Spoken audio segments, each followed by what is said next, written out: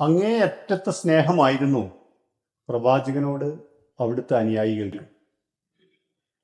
ഹുനൈൻ യുദ്ധം കഴിഞ്ഞ സമയത്ത് കിട്ടിയ യുദ്ധമുതലുകളിൽ നല്ലൊരു ശതമാനവും പ്രവാചകൻ കൊടുത്തത് മക്കയിൽ നിന്ന് തൊട്ടു മുമ്പേ ഇസ്ലാം സ്വീകരിച്ച ആളുകൾക്കാണ്. മദീനക്കാരായ ആളുകൾക്ക് സ്വാഭാവികമായും ഒരു വിഷമമുണ്ടായി. പ്രവാചകനെ ആപത്കാലത്ത് സഹായിച്ച തങ്ങളെ വേണ്ട അളവിൽ അദ്ദേഹം പരിഗണിച്ചില്ലേ എന്നൊരു സംശയം അവരിൽ ചിലർക്കുണ്ടാവുകയുണ്ടായി. അവർ വന്ന് പ്രവാചകനോട് സങ്കടം പറഞ്ഞു.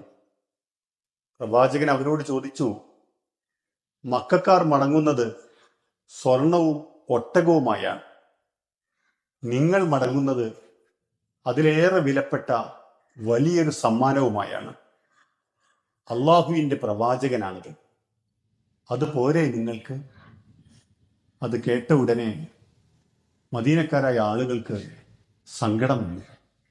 അവർ കരഞ്ഞു.